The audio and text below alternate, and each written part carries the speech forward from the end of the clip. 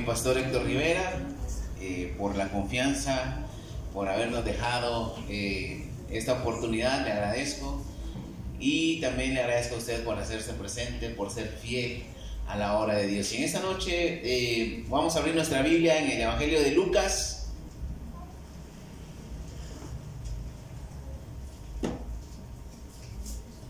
Lucas 15, versículos del 11 al 31.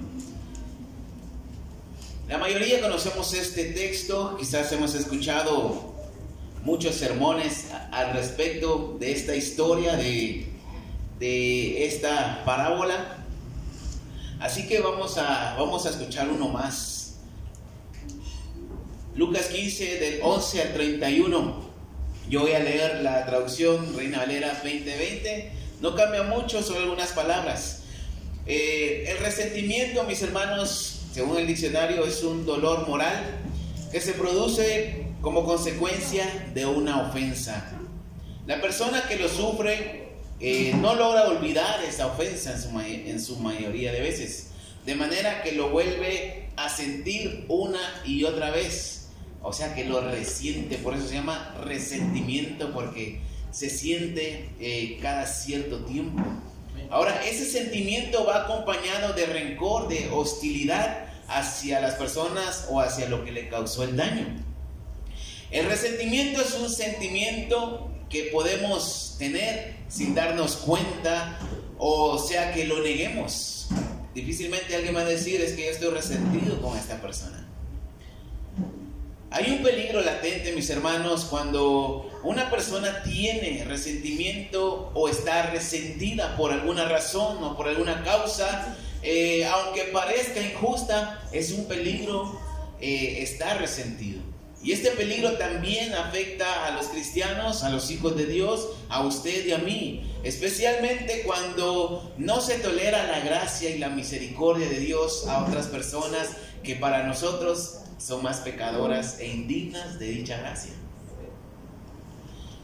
Y es que, mis hermanos, el resentimiento lleva a hacer varias cosas que son incorrectas, y una de las peores es de que ese resentimiento nos aleja de Dios poco a poco sin darnos cuenta, y su voluntad por decisión propia. Y vamos a ver la parábola en esta noche. El tema se llama cuidado con el resentimiento, y vamos a leer Lucas 15 del 11 al 31. También contó esta otra parábola. Un hombre tenía 2 hijos, y el menor de ellos dijo a su padre: Padre, dame la parte de la herencia que me corresponde. Y el padre le repartió los bienes. Pocos días después, el menor, tras juntar todo lo que le correspondía, se fue a una provincia lejana y apartada, y ahí despilfarró su herencia de mala manera. Todo lo había malgastado cuando sobrevino una gran hambruna en aquel lugar, y él comenzó a pasar necesidad. Entonces se puso al servicio de uno de los ciudadanos de aquella tierra, y éste le envió a su hacienda para que apacentase cerdos. Él deseaba llenar su vientre con las algarrobas que comían los cerdos, pues nadie le daba comida. Recapacitándose dijo: ¿cuántos jornaleros en la casa de mi padre tienen abundancia de pan, y yo aquí perezco de hambre? Me levantaré e iré a mi padre y le diré: Padre, he pecado contra el cielo y contra ti. Ya no soy digno de ser llamado hijo tuyo. Trátame como a uno de tus jornaleros. Y abandonando el país, se dirigió a la casa de su padre. Cuando aún estaba lejos, le vio su padre, quien profundamente conmovido corrió a su encuentro y se echó sobre su cuello y lo besó. El hijo le dijo: Padre, he pecado contra el cielo y contra ti, ya no merezco que me llames hijo. Pero el padre dijo a sus siervos: sacad el mejor vestido y vestidle, poned un anillo en su dedo y calzado en sus pies. Traed el becerro engordado, matadlo y comamos y hagamos fiesta. Porque este hijo mío estaba muerto y ha vuelto a la vida, y se había perdido y ha sido hallado. Y comenzaron la celebración. Versículo 25. El hijo mayor estaba en el campo. Según se iba acercando a casa, oyó la música y las danzas. Y llamando a uno de los criados, le preguntó qué era aquello. el criado le dijo: tu hermano ha regresado y tu padre ha hecho matar el becerro engordado por haberlo recobrado sano y salvo. El hijo mayor se enojó y no quería entrar. Entonces salió su padre y le rogó que entrara. Mas él respondió al padre: desde hace muchos años vengo trabajando para ti sin desobedecerte en nada, y tú jamás me has dado ni siquiera un cabrito para hacer una fiesta con mis amigos. Pero cuando vino este hijo tuyo, que ha malgastado sus bienes con rameras, has hecho matar para él el becerro engordado. El padre entonces le dijo: hijo, tú siempre estás conmigo y todas mis cosas son tuyas, pero era necesario hacer fiesta y alegrarnos, porque tu hermano estaba muerto y ha vuelto a la vida, y se había perdido y ha sido hallado. Vamos a orar en esta noche. Gracias te doy, Señor, por la oportunidad que me das de predicar tu palabra. Habla en nuestra mente, en nuestro corazón, mi Señor, y te pedimos que nos llenes con tu presencia y con tu Espíritu Santo, mi Señor. En el nombre de Jesús te damos gracias. Amén y amén. Cuidado con el resentimiento, y en primer lugar quiero ver la parábola del hijo pródigo. Ahora, generalmente el Señor Jesús predicaba o hablaba en parábolas. ¿Qué es una parábola? El diccionario Holman dice lo siguiente: relatos especialmente de Jesús que proporcionaban cierta perspectiva de la vida, en particular la vida en el reino de Dios. Cada parábola explora y expande el tema: la gracia del reino, la crisis del reino y las condiciones del reino, tales como la dedicación, el perdón y compasión. Sigue diciendo el diccionario: a veces las parábolas tienen una penetración cristológica, es decir, que Jesús mismo aparece indirectamente en el relato. Las parábolas proclaman el evangelio y el oyente es invitado a tomar una decisión en cuanto al reino y al rey. En pocas palabras, una parábola hace ver a los oyentes su verdadera condición delante de Dios. Para la gente en ese tiempo, en el tiempo de Jesús, era nuevo escuchar esto. El Señor Jesús decía que el reino de los cielos se había acercado a ellos, y esto traía esperanza y salvación a las personas. Muy contrario a lo que ellos estaban acostumbrados a escuchar de la ley y de los fariseos y de los religiosos de este tiempo, que los condenaban por sus fallas y siempre los señalaban y les hacían cumplir algo que ni ellos mismos hacían. En el libro Más que un rabino, César Vidal comenta: muy posiblemente la mala manera en que esta visión peculiar del mundo quedó expresada con mayor claridad fue la parábola más hermosa y conmovedora de Jesús, la mal llamada parábola del hijo pródigo, porque en realidad debería ser conocida como la parábola del buen padre, o más apropiadamente de los dos hijos. Ahora, en el contexto de la parábola hay otras dos parábolas: la parábola de la oveja perdida y la parábola de la moneda perdida. Pero hay una razón por la cual Jesús empieza a hablar en parábolas. Vamos a ver Lucas 15, del 1 al 2. Dice: todos los recaudadores de impuestos y gente de mala reputación solían reunirse para escuchar a Jesús. Y los fariseos y los escribas murmuraban diciendo: este se junta con pecadores y come con ellos. Había oyentes, había pecadores, publicanos y de todo tipo de gente de mala condición. Pero también estaban los escribas y los fariseos, los santurrones de la sociedad. Ahora, las tres parábolas hablan del perdón, de la gracia y la salvación por medio de la misericordia y la compasión de Dios. Pero también la del hijo pródigo, mis hermanos, habla acerca del resentimiento al no tolerar la gracia del buen padre hacia su hijo perdido. Esto dirigido para los fariseos y religiosos que se creían justos y superiores a los demás, y que ellos heredarían el reino de los cielos por sus propios méritos y por ser descendientes de Abraham.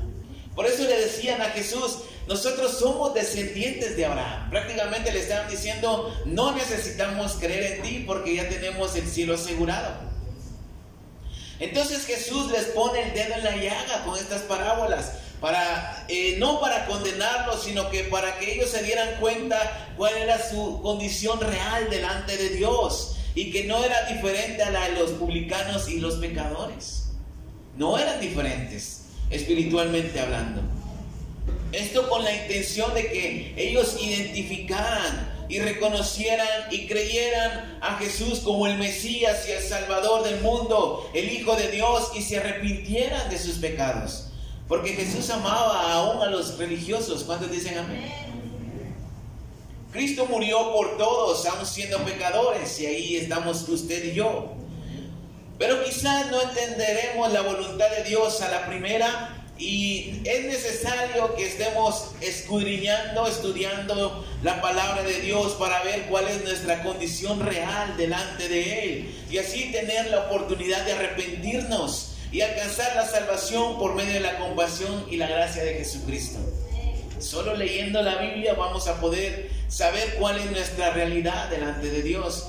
En muchas ocasiones yo he leído la Biblia y he podido experimentar una condenación fea a mi vida, porque la Biblia pues es como que nos hagan una radiografía. La Biblia pues pone en claro lo que hay en nuestro corazón, y no son cosas buenas. ¿Cuántos dicen amén? Son cosas que nos condenan, son cosas que van en contra de la voluntad de Dios, pero al mismo tiempo la palabra de Dios trae esa esperanza a nuestra vida, que a pesar de lo que hemos vivido, a pesar de lo que somos, a pesar de cómo hemos fallado a Dios una y otra vez, Dios nos sigue amando y nos sigue perdonando. Esta es la esperanza que trae la Biblia. Por eso es necesario leerla, escudriñarla siempre. El reino de los cielos aún está cerca de nosotros, y Jesús nos dejó trazado el camino hacia Él. Somos constituidos hijos de Dios por medio de Cristo Jesús. Y Dios aún nos sigue mostrando su gracia y su misericordia, y solamente necesitamos venir a Él con corazones sinceros y humillados. Por eso es bueno que venga a la iglesia. Por eso es bueno que venga a la presencia de Dios, porque ahí usted encontrará el descanso para su alma y el perdón para su vida. En segundo lugar, quiero ver el resentimiento del hijo mayor. Vamos a leer Lucas 15 del 25 al 28. El hijo mayor estaba en el campo. Según se iba acercando a casa, oyó la música y las danzas, y llamando a uno de los criados les preguntó qué era aquello. El criado le respondió: tu hermano ha regresado y tu padre ha hecho matar el becerro engordado por haberlo recobrado sano y salvo. El hijo mayor se enojó y no quería entrar. Entonces salió su padre y le rogó que entrara. Mas él respondió al padre: desde hace muchos años vengo trabajando para ti, sin desobedecerte en nada, y tú jamás me has dado ni siquiera un cabrito para hacer fiesta con mis amigos. Pero cuando vino este hijo tuyo, que ha malgastado tus bienes con rameras, has hecho matar para él el becerro engordado. El padre entonces le dijo: hijo, tú siempre estás conmigo, y todas mis cosas son tuyas. Y como dijo mi pastor una vez, casi nadie habla acerca del hijo mayor. Y es cierto, porque la mayoría de veces el enfoque es el hijo pródigo, el hijo menor y su arrepentimiento y el amor y la gracia del Padre, en el cual nos podemos identificar cada uno de nosotros. Pero en esta noche vamos a enfocarnos en el hijo mayor. Esta parábola también tiene un mensaje claro de parte de Dios, de cómo nos ama a pesar de vivir lejos de Él, a pesar de descarriarnos quizás una y otra vez y revolcarnos en el pecado. Dios aún nos sigue amando. Y aún en esa condición Dios nos ama, tanto que nos ha perdonado cuando no lo merecíamos. Pero por otro lado está el enojo y el resentimiento del hijo mayor, al ver cómo su padre perdona a su hermano menor. Quizás para él su padre debió darle una lección por ser ingrato y rebelde. Y es que el hermano mayor, del cual no sabemos el nombre, era una representación de los fariseos que no soportaban a Jesús. Porque prácticamente Jesús hacía con libertad, hacía con autoridad todo aquello que para ellos estaba prohibido según la ley. Dios lo hacía con autoridad y con libertad, amar a los pecadores, mientras ellos se alejaban de ellos. Él sanaba enfermos en el día de reposo, perdona y se junta con los publicanos, con las prostitutas y con los gentiles, algo que los fariseos no podían concebir. Entonces ellos, aún viendo los milagros, oyendo su palabra, oyendo las predicaciones de Jesús, no creían en Jesús como el Hijo de Dios, y esto los llevó a endurecer su corazón aún más. El interlineal griego bizantino dice que el hijo mayor se enfureció al escuchar esta noticia. Entonces este tipo de enojo y enfurecimiento nace por el resentimiento, y esto mismo hace que cuestionemos el amor de Dios. En lo personal, yo le puedo decir que a veces me sorprende cómo la gracia y la compasión de Dios está o alcanza a ciertas personas, porque humanamente hay gente que hace actos feos que merecen un castigo y que tengan consecuencias.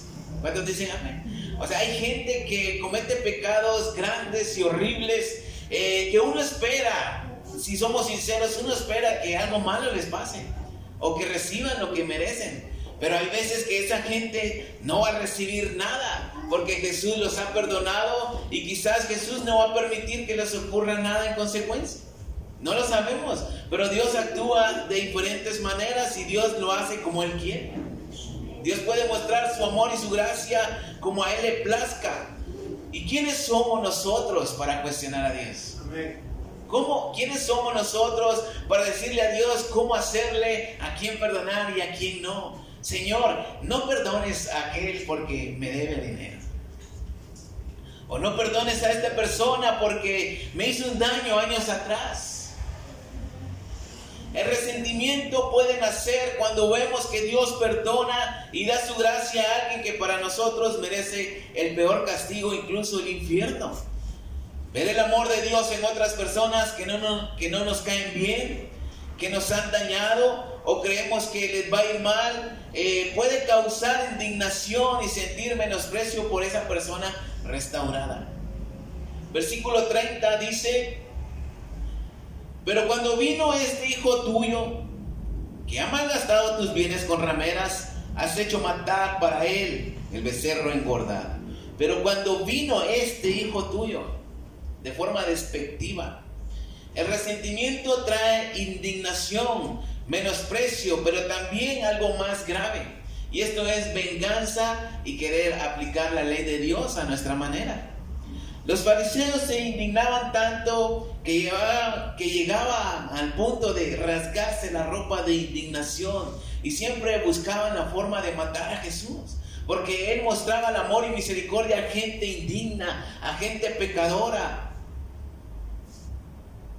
Vamos a leer Segunda de Samuel, rápidamente. Segunda de Samuel, versículo 13.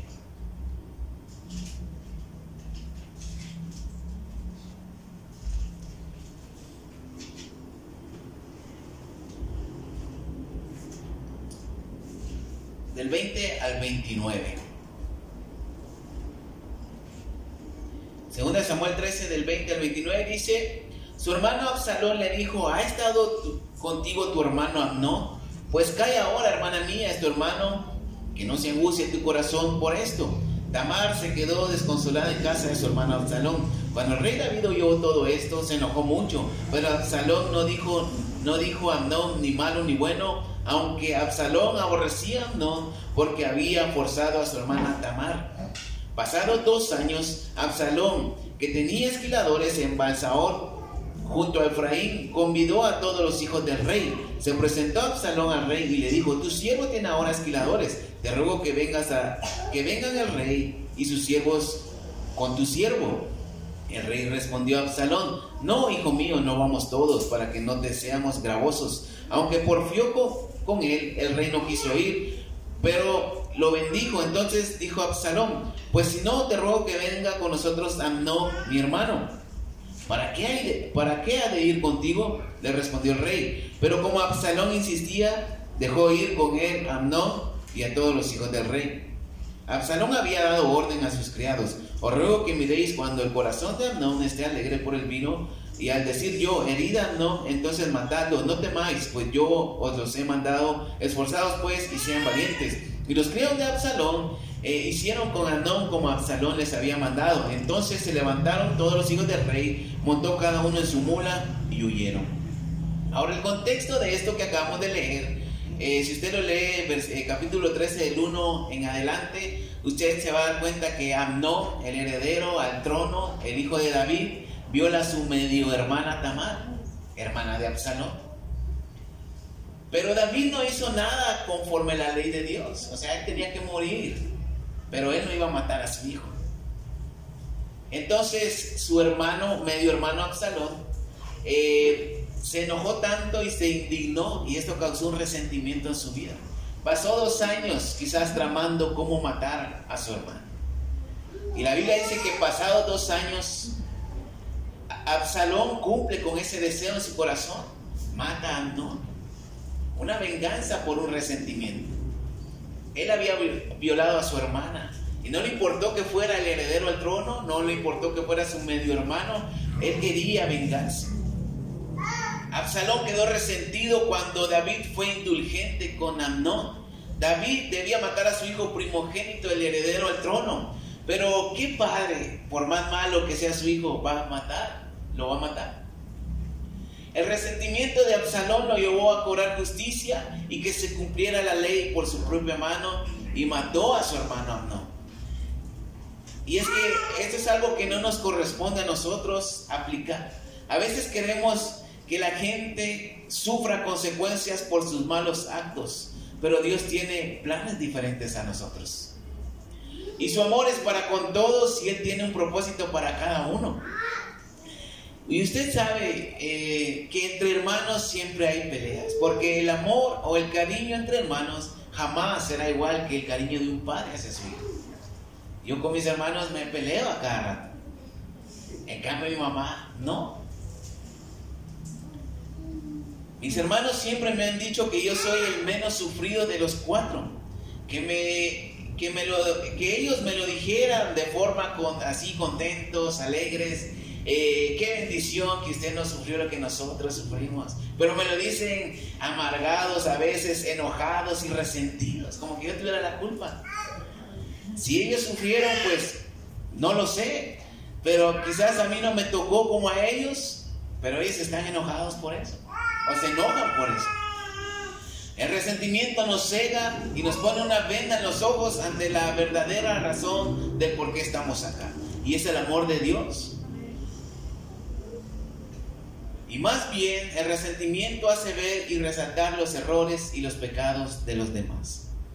El resentimiento del hijo mayor no lo dejó ver el verdadero amor que el padre tenía para ambos, y era el mismo amor. Solo veía lo malo y lo rebelde que fue su hermano menor, y cómo su papá lo recibe con una fiesta y un banquete de lo mejor. A lo mejor pensó que era un padre parcial, que amaba más a su hijo menor. Los fariseos eran igual que el hijo mayor. No podían soportar, o no soportaban cómo Jesús perdonaba a las prostitutas, a las adúlteras, a los adúlteros, publicanos y pecadores. Ahora, a lo mejor quizás usted no está viviendo esto, o no haya resentimiento en su corazón. Pero ¿qué pasaría si en este momento viene esa persona que lo ha insultado? Esa persona que quizás lo ha amenazado de muerte, quizás lo ha golpeado, lo ha dañado, quizás le ha robado. ¿Y qué pasaría si Dios en su amor y misericordia lo perdona y lo restaura? ¿Qué pensaría usted? ¿O qué haríamos? Y en tercer lugar quiero ver la decisión final del hijo mayor. Vamos a leer una vez más el texto. Lucas 15, versículo 29. Mas él respondió al padre: desde hace muchos años vengo trabajando para ti, sin obedecerte en nada, y tú jamás me has dado ni siquiera un cabrito para hacer fiesta con mis amigos. Pero cuando vino este hijo tuyo, que ha malgastado tus bienes con rameras, has hecho matar para él el becerro engordado? El padre entonces le dijo: hijo, tú siempre has estado conmigo y todas mis cosas son tuyas. Pero era necesario hacer fiesta para alegrarnos, porque tu hermano estaba muerto y ha vuelto a la vida, se había perdido y ha sido hallado. Hay varias cosas que decir sobre el hijo mayor. La primera es que la Biblia dice que él estaba en el campo, él estaba cumpliendo con su tarea y la responsabilidad de hijo mayor y la responsabilidad que el padre le había puesto. Versículos 25 al 27, el hijo mayor que estaba en el campo, según se iba acercando a casa, oyó la música y la danza, y llamando a uno de los criados le preguntó qué era aquello. Y el criado le dijo: tu hermano ha regresado y tu padre ha hecho matar el becerro engordado por haberlo recobrado sano y salvo. Vino a casa, o venía acercándose a casa, y oyó la fiesta. Él escuchó que había un toque en su casa. Quizás había música a todo volumen, como la que pone un vecino cerca allá en la casa, que hasta las 3 de la mañana tiene a todo volumen su música. Y quizás esto le causó curiosidad. ¿Qué será esto? Cuando le pregunta al criado: ¿qué es esa música? Es que tu hermano ha regresado sano y salvo y tu papá ha hecho una fiesta porque lo ha recibido vivo. La segunda cosa que podemos ver es que se enojó y no quiso entrar. Versículo 28 dice: y el hijo mayor se enojó y no quería entrar. Entonces salió su padre y le rogó que entrara. Aquí nace el resentimiento y la decisión que toma al instante. No quiso entrar. Y él mismo decide quedarse afuera de la fiesta y no entrar a su casa.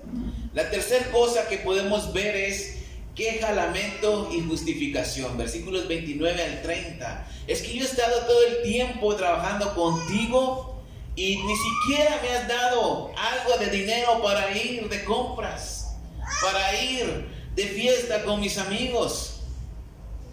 Pero ha venido tu hijo, o ha venido aquel, y le ha recibido con todas las de la ley, aun cuando él ha malgastado todo lo que le diste. Su lamento porque después de años de servicio al Padre, ni una fiesta se le había celebrado. A veces podemos enojarnos y podemos decir: es que el pastor nunca me ha cantado las mañanitas en mi cumpleaños. La cuarta cosa es, al final decide no entrar a la fiesta. La Biblia no dice que entraron el padre y el hijo a la fiesta. No dice nada al respecto de esto. César Vidal dice que el hijo mayor no entra al banquete porque se le cerraron las puertas. Más bien, él en su soberbia y autojustificación se la cierra solo. La Biblia dice que cuando un pecador se arrepiente hay fiesta en los cielos.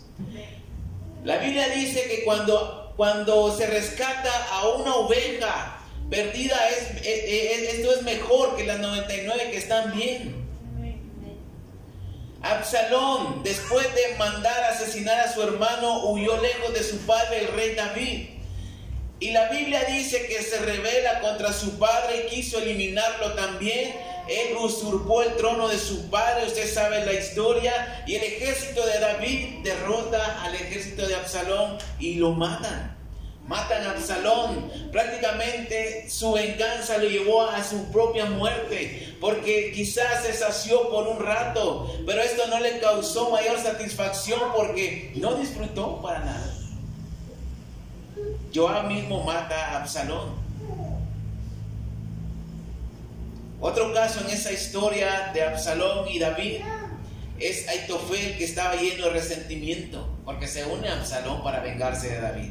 Y la Biblia dice que cuando no se escucha el consejo de Aitofel para poder matar a David, la Biblia dice que los consejos de Aitofel en ese tiempo era como consultar al mismo Dios. Y el consejo que Aitofel le dio a Absalón en ese momento era el preciso para poder llevar a cabo el plan. Era el consejo perfecto, pero la Biblia dice que Dios estorba ese consejo y Absalón opta por otro consejo de Usaí. Y cuando Aitofel ve que su consejo no se siguió. Se resiente, se amarga, se entristece, va a su casa, ordena y limpia todo, ordena su casa y luego se ahorca, se mata. Esto causa resentimiento. No solamente una muerte física, una muerte espiritual. Y lo peor que podemos hacer es alejarnos de Dios, porque el amor de Dios no va a cambiar por más resentidos que estemos. Dios no va a cambiar su amor y su misericordia a las personas que quizás no nos caen bien. El resentimiento no es cualquier cosa, o con la cosa que podamos jugar y decir no pasa nada. Sí pasa. Le pasó a dos hijos de David y un gran hombre de Dios que vimos como Aitofel. Tal vez no hay personas que nos dañaron, o quizás ya las perdonamos y no hay problema. Pero tal vez dentro de la misma iglesia o el mismo compañerismo podemos ver cosas que sí nos afectan. El hijo mayor estaba en el campo y venía de regreso. Una vez llegué a comprender cómo es el amor de Dios igual para mí que para cada uno de ustedes. Y por decirlo así, sin que me malinterprete, pero no porque yo esté aquí o porque alguno de nosotros sirva o haga más cosas que solo venir a sentarse, Dios nos va a amar más a nosotros que a ustedes. Dios nos ama a todos por igual. ¿Cuántos dicen amén? Hagamos o no hagamos. Y esto lo llegué a comprender. No me va a amar más a mí porque predique. No me va a amar más a mí porque haga ciertas cosas. Dios nos ama igual. Pero el comprender esto nos va a dar otro enfoque y vamos a llegar a la conclusión de que todos somos iguales delante de Dios. Y esto trae una tranquilidad a nuestra vida porque sabremos que Dios nos ama a cada uno por igual. Y que por más resentidos que estemos, vamos a ver la realidad, nuestra realidad delante de Dios. Y es que también somos pecadores, perdonados.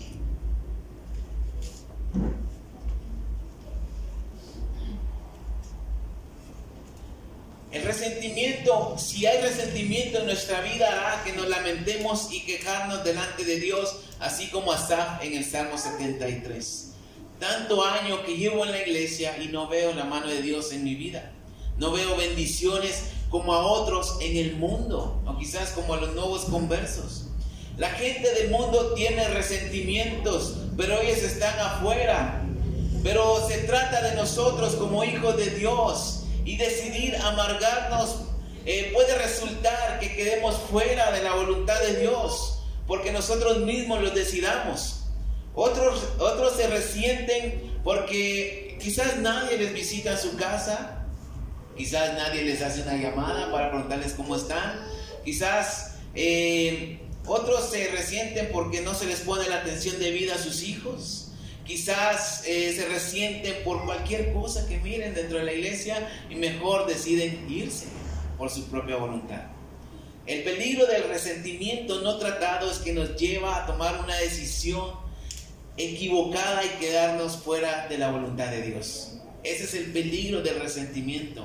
El hijo mayor, Absalón, Aitofel no terminaron bien. Todo por un resentimiento que los llevó a tomar una decisión equivocada y ellos solitos salirse del plan de Dios. La gracia es algo que nadie merece, pero Dios la da a quien quiere. Y si Él ha dado a nosotros, ¿por qué a otros no se las va a dar? Los fariseos nunca entendieron la gracia de Dios a través de Jesús, y eso endureció el corazón de ellos y nunca recibieron el mensaje de salvación. Hace rato estaba meditando en esto y me acordaba de Juan 1:12, que dice: y a los suyos vino y los suyos no le recibieron. O sea, ellos no quisieron por voluntad propia. No es que no lo hayan reconocido, simplemente no quisieron creer en Jesús. Hebreos 12:15, vamos a leer rápidamente.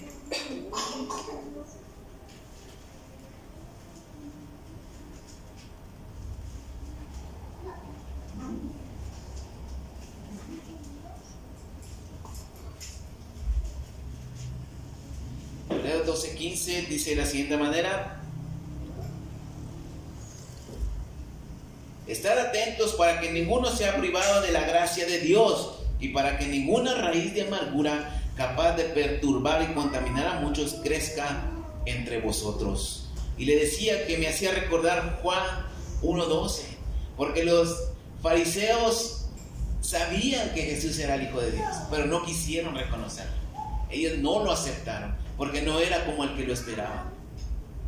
Cuando el resentimiento, la amargura, una vez eche raíz en nuestro corazón, nos cegará y perderemos el sentido a la gracia de Dios, y nos llevará a quedar quizás fuera del cielo y de la eternidad con Cristo, porque empezaremos a cuestionar el amor de Dios. No es porque Dios no ame, que el pastor no nos quiera, o que no haya crecimiento en la iglesia.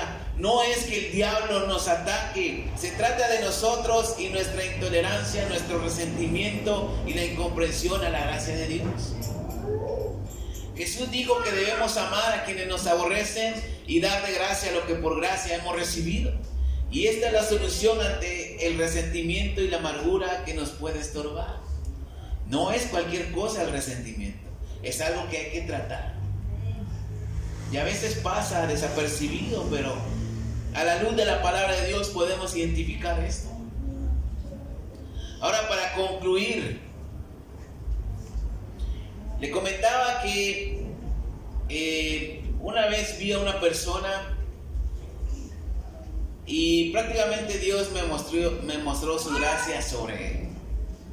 Y esto me dejó sorprendido, porque honestamente yo esperaba, tal vez no lo esperaba atentamente, pero pues dije, algún día lo va a pagar.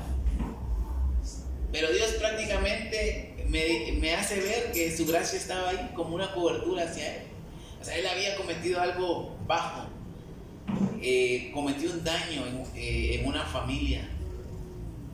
Y cuando lo veo como si nada, y prácticamente a mi mente vienen palabras como que no esperes que le vaya mal, porque no lo va a pasar. Y yo me quedo sorprendido, así como que bueno, es Dios y en la forma en que Él actúa. Ahora, esta persona a la que sufrió el daño no es mi familia.